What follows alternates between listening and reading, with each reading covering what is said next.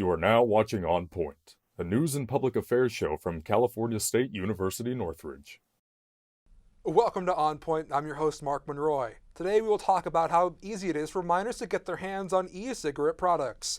E-cigarettes are handheld, battery-powered devices that work by heating liquids that usually contain a mixture of nicotine, flavors, and other chemicals. As of 2016, all states follow restrictions on the sale of e-cigarettes, although they are advertising colorful fun packaging and come in flavors like banana split, cotton candy, and Hawaiian punch. E-cigarettes companies argue that their product is not directly marketed to kids. According to the CDC in 2022, over 2 million students from 6th through 12th grade reported using e-cigarettes. Last month, the FDA issued warning letters to 15 online retailers for selling unauthorized e-cigarette products packaged to look like school supplies. The appearance can be deceiving, and agencies seek to raise awareness among parents, teachers, and other adults heading into the new school year. And now, let's welcome our guest here with us today, Caroline Gell. Hello, Mark. Now, Caroline, you used to use e-cigarettes, vaping, since you were in high school. Can you just talk me through a little bit of why you started? Yeah, so when I was about 15, 16, vaping was the new cool thing. Everyone was doing it. Flavors were just coming out. Wasn't much talk about it at the time amongst the media. It was just very popular among my peers, and all of my friends were doing it. So I definitely was influenced to try vaping the first time amongst a group of friends, and was peer pressured through that from experimenting with vaping. Now, you went to high school in the 2010s. Now, the 2010s, we saw the rise of social media. Obviously, social media is used as a platform to promote things, but it's also used as a platform to show off things. So obviously, you said that you saw a lot of your friends using it, right? Well, do you think peer pressure played a factor into this? 100%, absolutely. I don't believe that I would have vaped if it wouldn't have been for my peers and the peer pressure around me. Everyone was doing it. At 16, you're naive, you're vulnerable, you want to try everything out for the first time. You had these fun flavors that were masking what nicotine actually was, and it was just the thing to do. And you talk about the flavors, right? What type of flavors did you see, especially since flavors ranging such as cotton candy, pineapple, and sort of things? What sort of flavors did you sort of gravitate towards?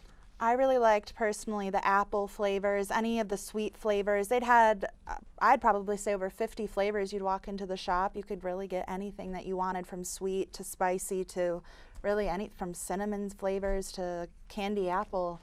Like you said, cotton candy, it was really all over the place, and there was a wide array of options, and it really did not taste like nicotine whatsoever. And how easy was it at that time compared to now to actually get access to e-cigarettes? Yeah, so back then I was able to just go into any gas station. They wouldn't ID me. Friends would get it for me. I was very laxed, and I think a lot of that is that this issue wasn't brought to light and it wasn't being talked about at the time, and it was very easy for everyone to get their hands on it.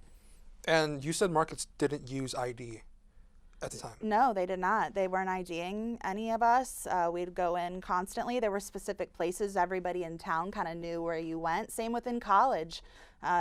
You would just know where to go, places that just wouldn't ID anybody, and you could get in.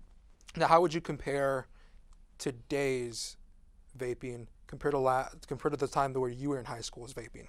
Well, I'm not in the vape scene anymore, but what from I've read and stayed up to date with, since those flavors have really dissipated, the interest level has gone down quite a bit.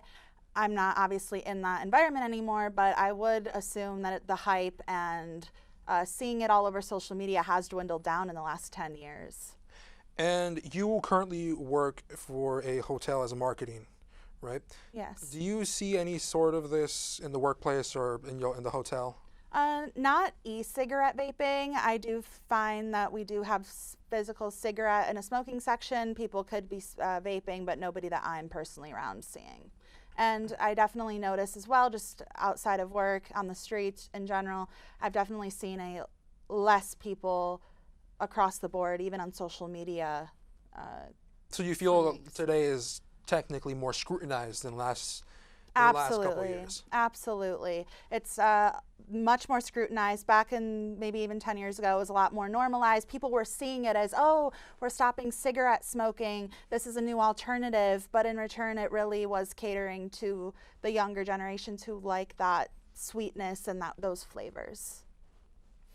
And do you sort of sense that when you were in high school, you did it more to try to fit in? Oh, absolutely. I mean, when you're in high school, you just kind of go along with the crowd and you're experimenting. Everything is new and you're coming to age. And I think that you just think everyone else is doing it, so that must be okay. It's normal. You're a teenager, and that's kind of where I fell into it. Mm-hmm. And e-cigarettes do contain nicotine. What were some of the sensations that you felt that made you want to just keep doing it and doing it and doing it? I think it was I believe that when you first do start using nicotine, you get more of that high sensation as opposed to you feel that addiction. So that little bit of that high definitely felt good, but also in that as well, there was also a lot of anxiety. And I think that the problem is with continued use. That's where I saw a lot of people with continued use fall into problems, whereas having it here and there, you just get the high, but after you stopped using it, I didn't feel much effect. Mm-hmm. And then when you did use it, you said that you have experienced anxiety with it. Can you just talk me through what anxieties or what type of things that you think of when you were doing nicotine? For sure. Honestly, it just made me just feel very anxious, very on edge, just shaky, just heart racing very fast. Wasn't a comfortable feeling, and I didn't feel the urge to continuously do it because I did see how fast people do get addicted to it, and it just never gave me a great feeling inside. And then one final question before we take this to break. What made you stop?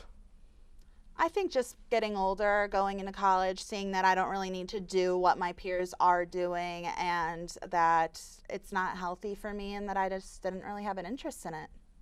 Caroline, thank you again. We are actually going to go to our reporter, Karen, who had the chance to talk to some CSUN students about the issue. Karen? In today's digital age, teenagers have unprecedented access to information and products online. Unfortunately, this ease of access has led to a growing concern. Teenagers can now order vape products from the comfort of their own homes, often without much difficulty. The online marketplace is a virtual minefield where many underage buyers go unnoticed and without parents knowing. I think I use vape every day, maybe every 2 days. I buy my own vape with my money. I just go to a smoke shop and ask for the brand of the vape I want. To buy this online, I never tried to buy a vape online, so I don't know. Vaping has been associated with numerous health risks, especially among young users. The danger lies in the fact that teenagers may not fully understand the potential harm that they are causing to their developing bodies. It is crucial for parents, educators, and community leaders to address this issue. Talking to teenagers about the risks of vaping and closely monitoring their online activities can help protect their health and well-being. I come from France, so my friends in France, I think maybe half of them smoke vapes. Some people start at 16, 17. It's not really a good thing, but it's a reality. While the internet provides valuable resources and opportunities for growth, it also presents dangers for our teenagers. It's our responsibility to educate them about the risks associated with online vape purchases and provide the support they need to make health choices. I'm Karen Queiroz, and this is On Point. When we come back from the break, we will be discussing about what we just saw with our guest. Stay tuned. When it comes to making plans, you are the best. What about those barbecues you plan in detail for your family? Or your daughter's first costume party? It was out of this world. The same way you plan each detail for those moments, start planning to protect you and your loved ones from a natural disaster. Sign up for local weather and emergency alerts. Prepare an emergency kit and make a family communications plan. Protecting your family is the best plan you can make. My advice to all the fathers out there, They grow up way too fast for you to waste even a single precious moment. Thank you for watching On Point. We are joined again by our guest, Caroline Gell. Caroline, once again, thank you for coming on today's show. Now, what we just saw about the video is how easy it was to access vaping products. But for you, what were sort of some of your reactions to that video?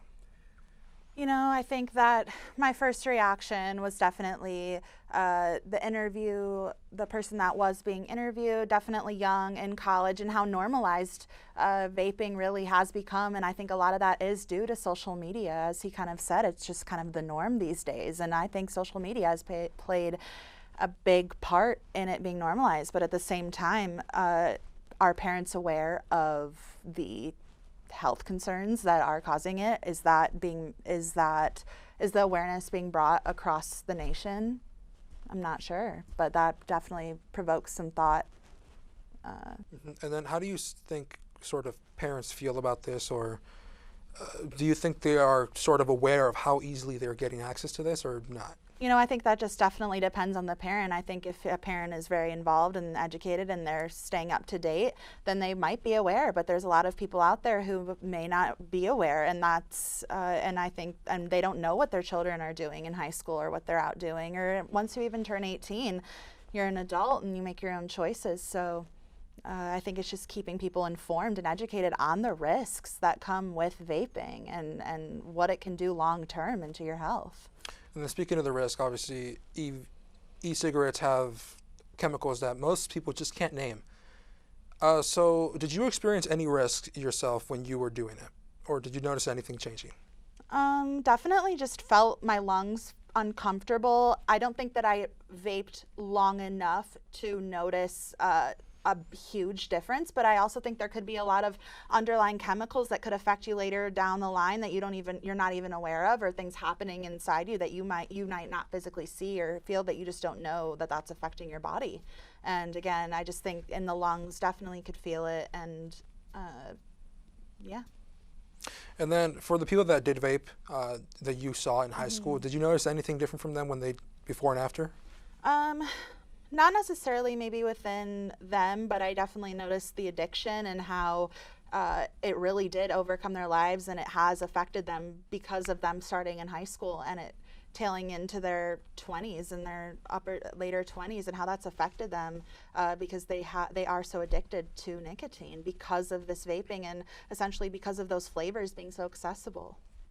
And then do you think that if they do start off young, and then let's say they have been doing this since 2015, 2016, whenever e-cigarettes did get introduced, and they're still doing it now, what do you think could lie ahead of them? You know, that's so unknown. I think that they're saying that they're healthier than tobacco, but with all those chemicals in those e-cigarettes, do we really know what's getting put in them? Do we really know what's getting regulated? And that's the question on the table, I think, is what we need to be discussing, is really what is in these and what is the long-term effect to our bodies, because you may not see it when you're young, but who knows what this is going to do to when you are older, because this is so new. And then speaking about the chemicals, what did you notice any type of different chemicals in there? Did you know about any of them, or were you still unaware of them when you did do it? When I was 15 and 16, I did not care about the chemicals. I didn't care what was in those vapes. I was going to do it because the rest of the people around me were doing it. And it was not till I got older that I really started to realize and care what I am putting in my body and what might be in those nicotine vapes. But I also don't fault teenagers for being naive and ignorant to that, because that's kind of what being a teenager is. But that's also then goes back to the responsibility of the parents for educating themselves on what is in there and the long-term risks. And then at what age did you start vaping again? Probably around 15. 15. So what was sort of your mindset when you were 15 compared to what it is now? I would say a lot more mature, thinking through, not being so impulsive, and really just thinking about what effect things are going to have, looking into the future, processing, not being so impulsive, not being affected by other people's opinions or if I'm going to fit in, but doing what's right for me. And I think that's a big part of growing up, being in getting out of that teenager mindset. But of course, that's kind of what comes along with being a teenager. And then obviously now that you have matured and have the mentality of more of a grown up, what are some of the opinions that you would put down if there was somebody who was vaping right in front of you? What would you sort of say to them if you had that chance? You know, I would say I've seen a lot of people affected long term of having an addiction of nicotine and how much that has affected them for years to come. And if they do have the ability to stop, I would recommend it. But also, they have to make that choice for themselves ultimately, and you can only just advise. And then, are there any final thoughts as we close out this part of the show that you maybe want to share with us about your experiences in high school that maybe you haven't mentioned to us? No, I don't think so. I think we really covered everything there is to about vaping, nicotine, and how it's really affected society and social media, having a big part of that. All right, thank you so much, Karen. When we return, we will be looking at an expert's point of view. Although they're not inside the studio right now, we will get a point of view with our reporter who had the chance to interview this expert. Stay tuned.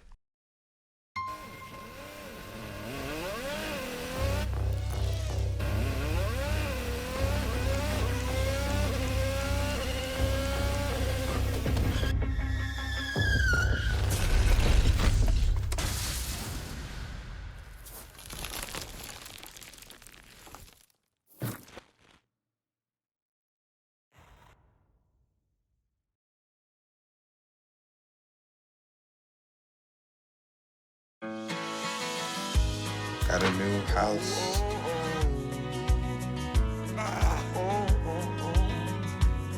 I think I finally found a place that I call home. Welcome back to On Point. Although there isn't necessarily a vaping or medical expert here on stage with us today, we did have a chance to talk to one. Vanessa Roque has the story. Vanessa? So today's topic is going to be about the harmful effects from vaping, specifically in adolescence.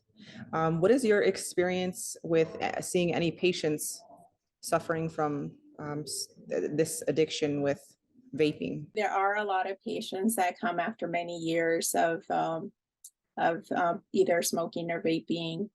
So vaping hasn't been around that long. But with smokers, they tend to be, at their wits' end, mostly because after smoking for many years, they get some pretty bad lung damage that kind of starts affecting their heart and as well as their lungs. And a lot of people don't know this, but smoking and nicotine use actually affects your kidneys more than your lungs. So because the lungs aren't functioning at their optimum, the heart starts having trouble. The heart has to make up for the lack of more oxygenation or the usual oxygenation that the lungs do. And so when that happens, the heart, is a muscle, and just as a muscle, we have, when we work out and this muscle gets really nice and big, we like it. But the heart is a very special muscle that has these electric kind of conduction systems through it. And if that gets too big, then it can't send the message and people end up with heart failure. As a healthcare provider, how do you feel about having that accessibility? What kind of freedom is it when you're addicted? Addiction is, something that's literally like internally pulling you towards something that is causing you harm. Why would we continue to sell a product like that? We just heard from a medical expert, and once again, we are here joined with Caroline Gell. Thank you again for taking your time to be here. What were some of your reactions to what you saw? I think that the health effects that vaping has, it's very impactful to hear it from an actual medical professional. But to her point on why do we continue to sell products that are addictive, I think that's a very complicated answer in and of itself, because I think addiction is more than just, you cut it off and that's that, because people will always find a way to get those products. And I think it's a deeper rooted issue, and we do discuss the addiction side of things versus how can we prevent future use of our teens, and how is that affecting it, and the marketing that goes towards vaping and selling those flavors. And I think that I do not find that those two topics are mutually exclusive, but I do think she made some very valid points as well. Addiction was definitely one of those points. Do you think that companies who do sell vape products sort of profit off the vulnerability of teenagers and that addiction?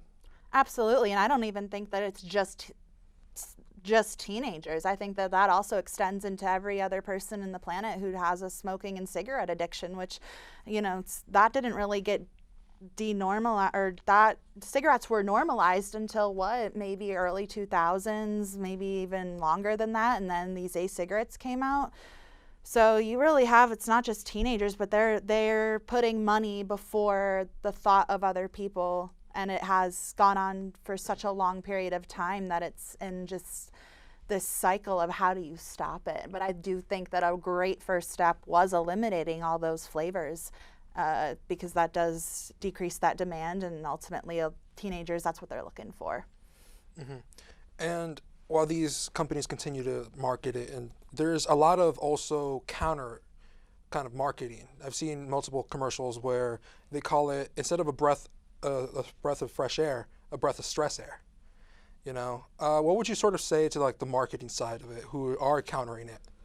Yeah, I mean, I would say that marketing is a very powerful tool, can invoke emotion, and that you have to be careful and really consider what you are watching when you are watching what is being marketed to you, because it can be spun in a way of manipulation. But at the same time, I think that it's very fair that I think that it's a great thing that they are trying to invoke that emotion in marketing of trying to make people stop smoking, because that's the only way that you really can. I think that's getting the message out there in the best way possible. But on the flip side of the companies that are marketing it out there as a positive, I would say just, again, like everything else, you have to really read into and do your research on what you're consuming. If there was a CEO of a top vaping company, what would you say to him? I would ask him, maybe, are you putting your are you putting money in front of what is ethical and what is right? I would ask him that. I would challenge him in that question.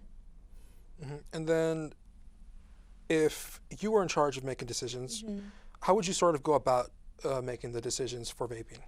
If I were in what position exactly? If you were in a position of like power, or like a position of to be able to ban it, it is pretty much banned. But what would you sort of I think it's a complicated question, and I definitely would want to do some more research on that, because just like everything else, if you ban it, people will still have an access to get it.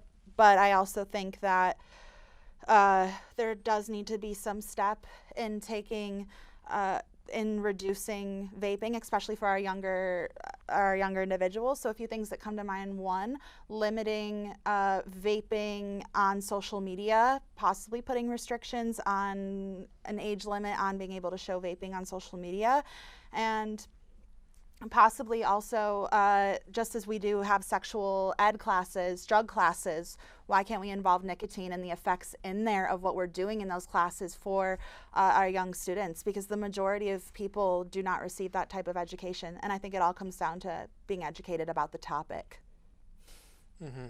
Now, one of our reporters in our newsroom last week actually went through online and saw how easy it was to just access it through like a website. Mm-hmm.